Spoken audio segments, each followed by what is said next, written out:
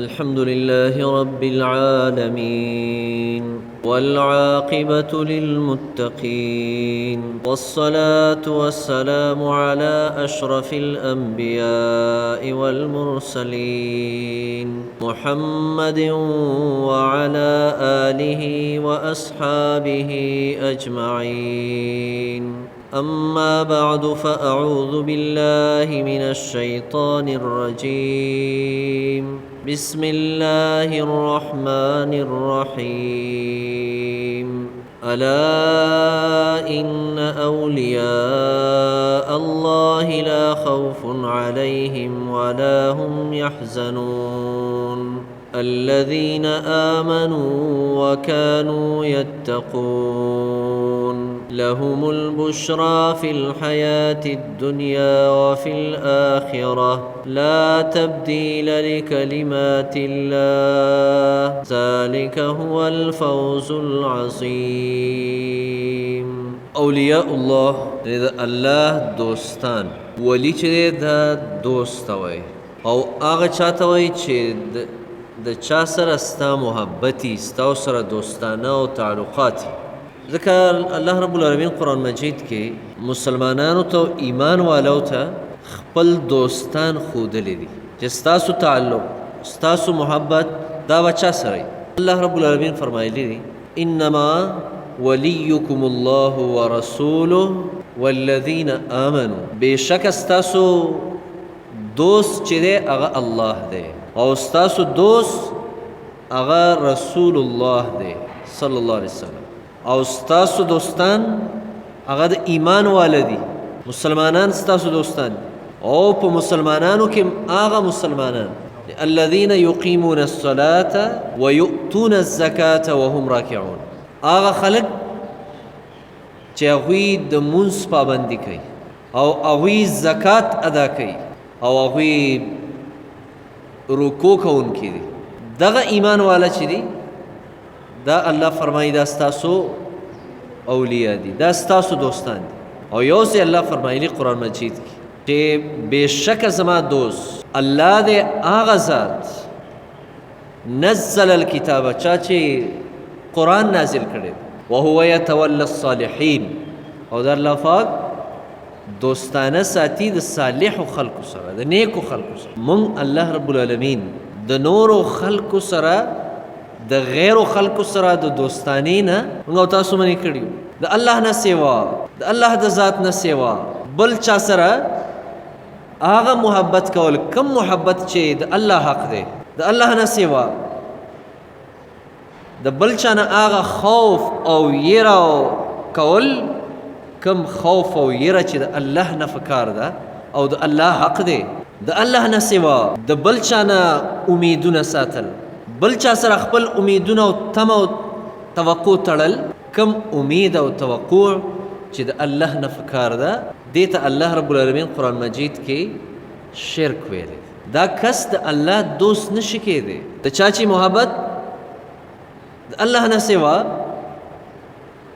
د بل چا سره کم محبت چې د الوهیت محبت د خدای محبت ته که الله قرآن مجید کې فرمایلی ومن الناس من يتخذ من دون الله اندادا يحبونهم كحب الله والذين آمنوا اشد حبا لله.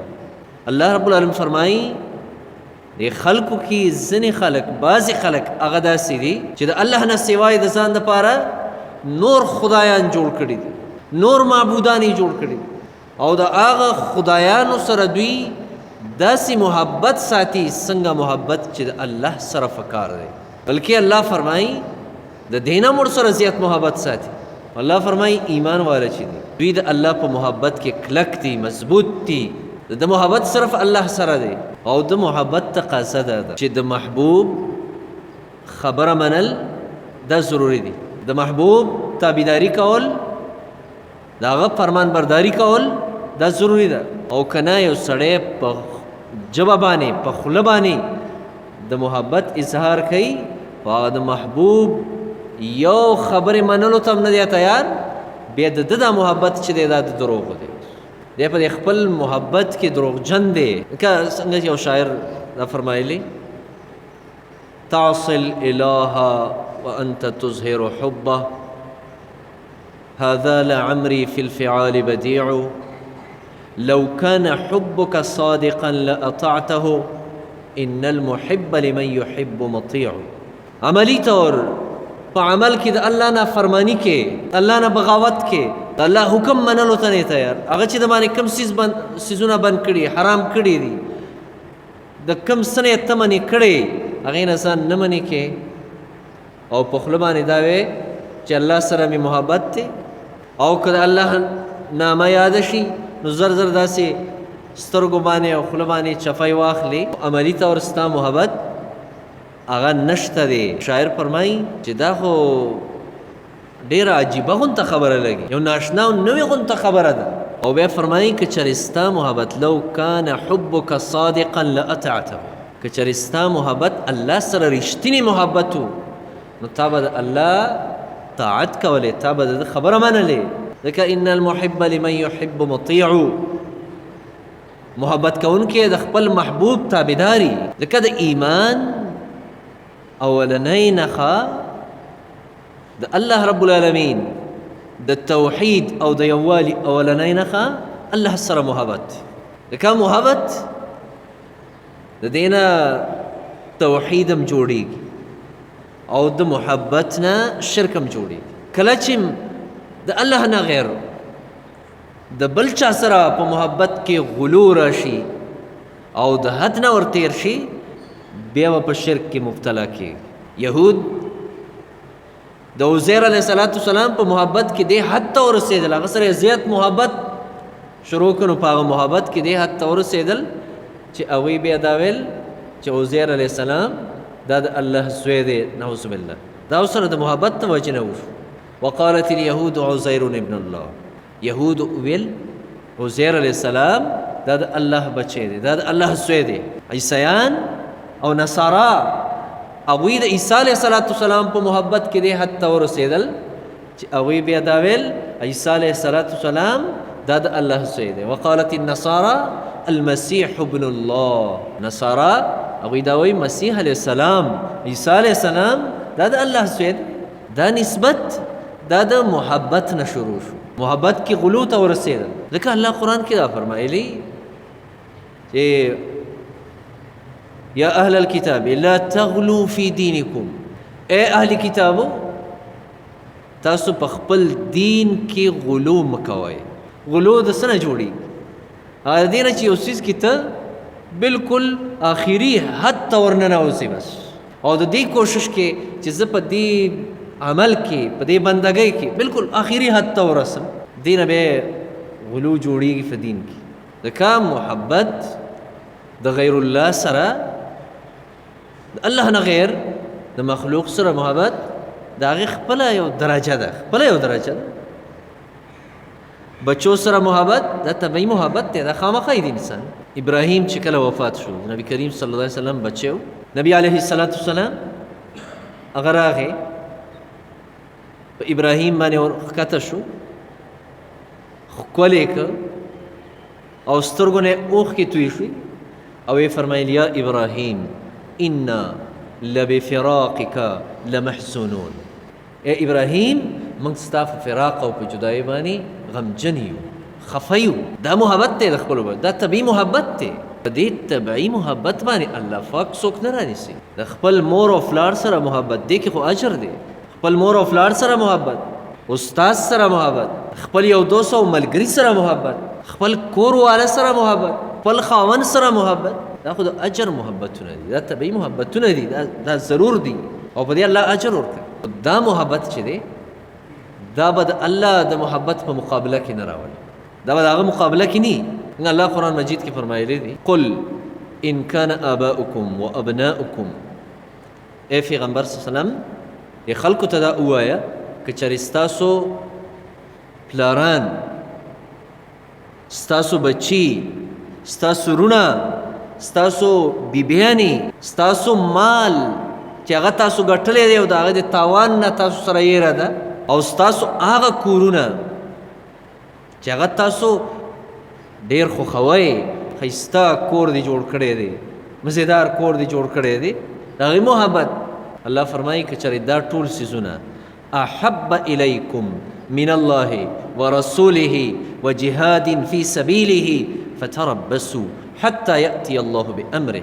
که د دې څیزونو محبت دا د الله په محبت باندې غالبي، دا ته د الله نه زیات محبوب دي، دا څیزونه د الله د رسول نه ته دا زیات محبوب دي، د الله په لار کې د جهاد نه ته دا څیزونه زیات محبوب دي. الله فرمایي بیا انتظار وکړئ چې الله خپل امر راولي کی، او د الله امر څه دی؟ د الله عذاب، د الله عذاب. که نبی کریم صلی الله علیه وسلم دا فرمایلی لا یؤمن احدکم حتی اکون احب الیه من والده وولده والناس اجمعین. هغه پورې تاسو مؤمنان کېدی نه شئ، تاسو ایمان والا هغه پورې کېدی نه شئ. تاسو کې یو کس هغه ایمان والا نشي کېدی. حتی اکون احب الیه، نبی کریم صلی الله علیه وسلم فرمایي تر دې پورې چې زه هغه ته ډېر محبوب شوی نیم، خوښ شوی نیم د خپل مور او پلار نه، د خپلو بچو نه او د ټولو خلکو نه. عمر رضی الله تعالی عنه راغی یا رسول الله زما تا سره محبت دی، ته ماته ګرانې، خپل مور او پلار نه هم راته ګرانې، خپلو بچو نه هم راته ګرانې، خو د خپل ځان نه. نبی کریم صلی الله علیه وسلم ته وفرمایل عمر فلا اذن، اوسم ته داسې نه. دا کنایاتو کې ورته بیا وفرمایل یا رسول الله اوس ته ماته د خپل مور پلار نه، د خپل اولاد نه او د خپل ځان نه زیات محبوب دی. نبی کریم صلی الله علیه وسلم ته فرمایل اذن یا عمر، اوس ای عمر، اوس د ایمان کمال ته ورسې. لکه د صحابه کرامو الفاظ، هغه د دې محبت الفاظ، د دې محبت تقاضا یې کوله چې یو صحابي به نبی کریم صلی الله علیه وسلم سره کله خبره کوله، نو د خبرې د کولو نه یا د تپوس د کولو نه مخکې به ورته څه فرمایل؟ بأبي أنت وأمي يا رسول الله. خپل تپوس نه مخکې، خپلې مسلې نه مخکې دا الفاظ به ورته ویل بأبي أنت وأمي يا رسول الله، زما پلار او زما مور دواړه دې په تا باندې قرباني یا رسول الله. دا به ورته ویل، نو وروسته به یې خپل خبره وکړه. دا د محبت اظهار، دا محبت چې کله نی بیا نبی کریم صلی الله علیه وسلم د ایمان نفي کړې ده، ایمان نفي کړې ده. لکه ایمان دا هغه قوت دی چې دا د انسان د الله ولی جوړي، د الله دوست یې جوړي. یو سړی هغه پورې د الله ولی نشي کېدی سو پورې چې د سره ایمان ني، ایمان ورسره او د ایمان نفس، سو پورې چې د سره تقوا ني د ولی نشي کېدی. لکه د ولی تعریف په قرآن کې الله پاک په دې دوه خبرو کړ. سوره یونس کې الله فرمایلی، الله فرمایي الا ان اولیاء الله لا خوف علیهم ولا هم یحزنون. خبردار، یعنی دا خبره غور سره واورئ. الله فرمایي چې د الله اولیاء چې دي، د الله دوستان، په دوی باندې به یره ني او دوی به غمجن ني. کم څه چې مخکې ته نه پاتې دي د هغې به غم ني، د راروان مستقبل وخت کې به د دوی خوف او یره ني. الله فرمایي اولیاء الله څوک دي؟ د الله ولیان څوک دي؟ الله یې په خپله تعریف کړ. د دې تعریف نه د پاسه بل تعریف د ولی دا نشي کېدی. الله فرمایلی الذین آمنوا وکانوا یتقون.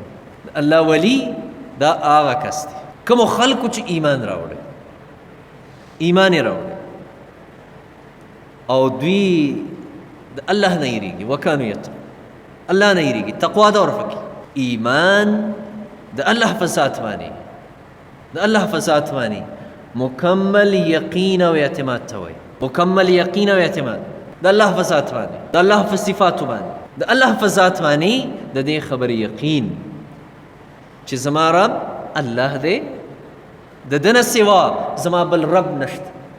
او د رب معنی څه ده؟ د رب معنی ده پالونکی، پرورش کوونکی. الله رب العالمین دی.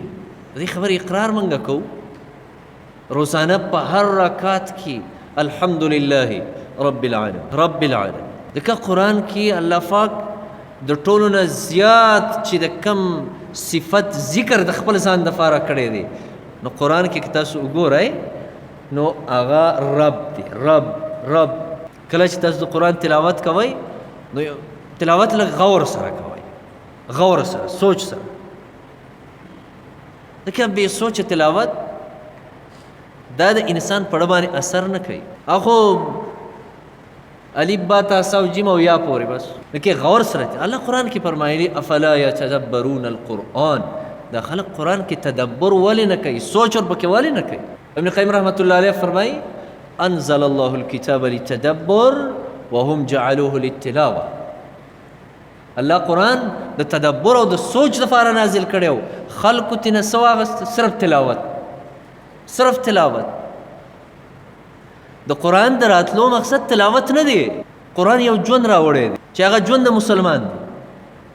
قرآن د مسلمان له یو نظام راوړی، یو قانون یې راوړی دی. دا تلاوت خو صرف د هغې دپاره یو ذریعه ده. بس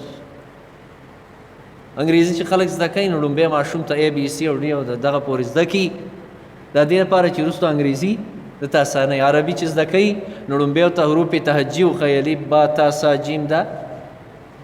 داسې د نورو ژبو چې کوم الفاظ. تلاوت د قرآن د مقصد دپاره صرف یو ذریعه ده بس، او اجر یې شته دی. او مقصد یې تلاوت نه دی، مقصد یې تدبر دی او یو قانون دی. نو ځکه کله چې تلاوت کوئ نو تاسو یو ځلې تلاوت صرف دې دپاره شروع کړئ د الحمدلله چې زبب کې دا د رب دا لفظ چې زما د رب صفت دی، د الله صفت دی، دا زه د دې الحمدونه واله د والناس پورې یو کاغذ ځان سره کېده، یو ډایري ځان سره کېده، کافي ځان سره کېده، یو فین ځان سره کېده چې کوم ځای رب لفظ راځي هغلته لیکه چې دې ځای کې رب. تا ته پته ولګي چې قرآن کې الله دا صفت د خپل ځان دپاره څومره بیان کړی دی. او دا ډېر خوږ صفت دی د الله رب. الله په ذات باندې یقین تاسو ته هغه دا دی چې زما فالون کې الله دی، الله نه سوا، الله نه سوا زما بل پالون کې شته نه. د نورو اربابونه انکار، د ټولو اربابونه انکار. یوسف علیه السلام سوره یوسف کې چې کله خپل د جیل ملګرو ته دعوت یې ورکو نو هغه ته د الله په باره کې د رب دعوت ورکړه، د رب. او د هغوی سوچ یې د نورو اربابو نه راړو. نو څه ورته وفرمیل ارباب متفرقون خیر ام الله الواحد القهار. ته وفرمیل ایا ډېر ربونه ډېر پالونکي چې هغه بیل متفرقون دا بهتر دی او که نه یو رب بهتر دی چې هغه یو دی او زورور ذات چې د تبې دپاره د بیل رب جوړ کړی دی، زکام دپاره د بیل رب جوړ کړی دی، د بچو دپاره د ځان له رب جوړ کړی دی، د مالدارۍ دپاره د ځان له رب جوړ کړی دی، د پریشانو د ختمولو دپاره د ځان له رب نیولی دی.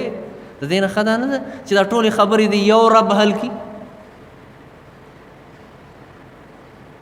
او دا ربونه چې تا جوړ کړي دي نو یو په بغداد کې هغه ته به چغې وایي چې ته راورسه، او بل به په لاهور کې هغه ته به چغې وایي د دې ځای نه چې ته راورسه، بل به په دغه کې د بونیر کې وایي هغه ته به وایي چې ته راته راورسه زما دا کار وکړه.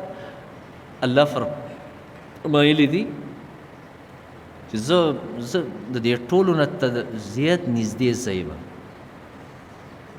زه ته نږدې چغو وهلو ته څه ضرورت دی چې د دې ځای نه عراق ته چغې وایي،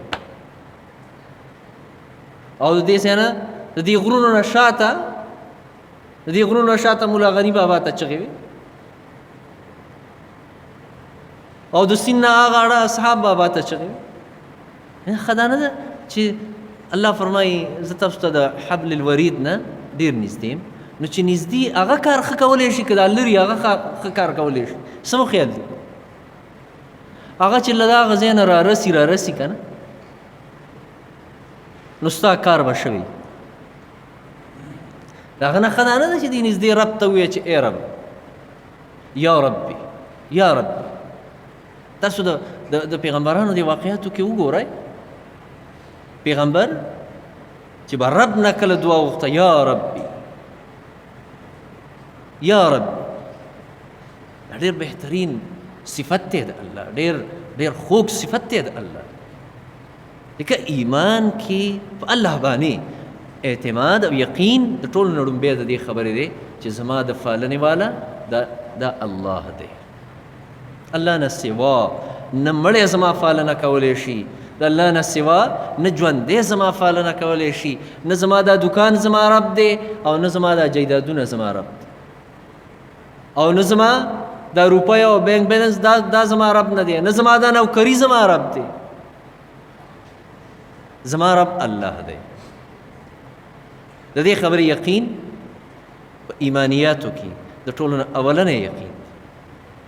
اولنی یقین دغه رب به مال رزق راکوي، دغه رب د ده په لاس کې زما عزت دی، د دغه رب په لاس کې زما کامیابي ده، د دغه رب په لاس کې زما مالداري ده.